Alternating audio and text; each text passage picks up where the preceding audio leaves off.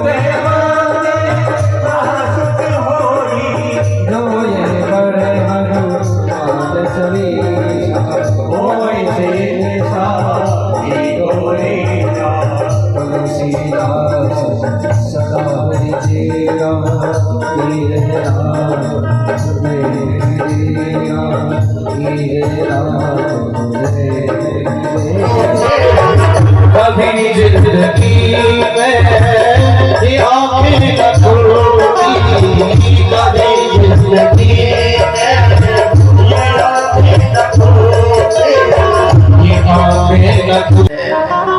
असली दुख तो आपका विछो होना है।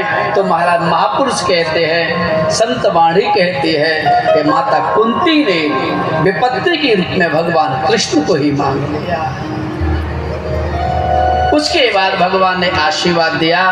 भगवान ने कहा, बुआ चल तुमने मुझे मांग ही लिया है तो एक मुझे कृपा करने के लिए जो मेरा परम भक्त है, जो मेरी प्रतीक्षा में है, चलो उनको मुझे अंतिम समय में दर्शन देना है।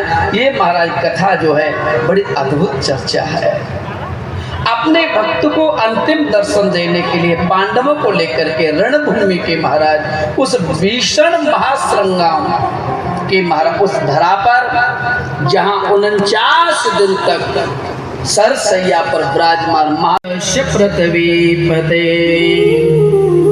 सौभद्र शंबाहु शंखानुदम्बो प्रतप एक समय महाराज काशीराज ऐसा ही वध कर सकता है जो न स्त्री है न पुरुष है। लेकिन महाराज स्तुला नामक जो कर्ण जो यक्ष था, उसे महाराज कुबेर का श्राप लग गया, जिसके कारण उसे अपना स्त्री तत्व लौटाना नहीं पड़ा और शिखंडी को पुरुष तत्व वापिस नहीं करना पड़ा। उस यक्ष की कृपा से स्त्री बना पुरुष महाराज शिखंडी के रूप में ख्याति प्राप्त हो गई। इस बात को भीष्म पितामह जानते थे। लेकिन एक बात बताओ, भीष्म पितामह कौन है? मारे कोई साधारण व्यक्ति नहीं है भीष्म पितामह। एक समय की बात, एक बार की बात है महाराज, भीष्म पितामह के पिता महात्मा शांतनु गंगा के प्रेम में महाराज बहुत पागल हो गए थे और ऐसा प्रेम में पागल थे, माँ गंगा से महाराज शादी करना चाहते। तो माँ गंगा से कहा, देवी मैं तुम्हारे साथ शादी करना चाहता हूँ, क्या तुम करोगी? गंगा ने कहा, मैं शादी कर लूंगी, कोई बात नहीं, लेकिन एक बात है, मेरी शर्त है। बोले क्या? बोले जो कुछ मैं करूंगी उसमें आप रोक टोक नहीं करोगे। अगर रोकोगे टोकोगे तो मैं तुम्हें छोड़ के देवलोक चली जाऊंगी। शांतनु ने कहा, ठीक है, मैं तुम्हें रोकूंगा नहीं। इस शर्त को मंजूर करके महाराज गंगा के साथ विवाह हुआ शांतनु का। विवाह होने के बाद घटना घटती है, समय के अनुसार एक पुत्र हुआ और उस पुत्र को माँ गंगा जन्म देते ही अपने गोद में लेकर के एक नदी में जाकर के बहा दिया। ऐसी कौन सी माँ होगी महाराज जो बच्चे को जन्म देते ही नदी में बहा दे, लेकिन गंगा ने बहा दिया। शांतु ने देखा ये ऐसा क्यों कर रही है। उसके बाद दूसरा बालक आया, दूसरे को बहा दिया, तीसरा बालक आया, तीसरे को, 7 बालकों को महाराज गंगा ने नदी में प्रवाहित कर दी, हत्या कर दी। बड़ा दुख हुआ। बात है बेटा कहता बाप से तेरी क्या औकात है, तेरी क्या औकात है। पानी आंखों का मरा, मरी शर्म और लाज, कहे बहू अब सास से घर में मेरो राज। घर में मेरा राज है महाराज। एक बात और ध्यान रखना, भाई नहीं करता नहीं भाई पर विश्वास, बहन पराई हो गई और साली खासम। महाराज पर एक बात ध्यान रखियो, दीवार बिगाड़े यारो और घर बिगाड़े। परीक्षा जी को सहारा तो ना बैठो। हाँ, एक कहावत है महाराज, दीवार में अलमारियां निकाल दोगे तो तुम्हारा कमजोर हो ही जाएगी, और साले साहब को अधिकार दे दोगे तो बिगर धनुष से उठाए नाश कराए के ही छोड़ेगा महाराज। जब समुनी ने सब कछु बर्बाद कराए दो। हाँ, साले को सम्मान करो, हम जो ना कह रहे मत करो, सम्मान करो, लेकिन घर में मत घुसने दे। मारा हम दिमिनी में कथा कह रहे थे, परीक्षित को सारा ही बैठा, बोले बाबा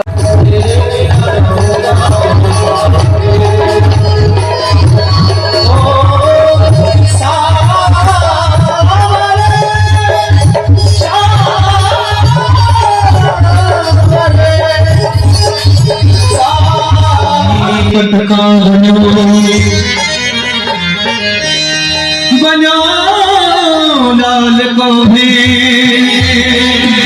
यारे गिरधर लाल की सतदार आरती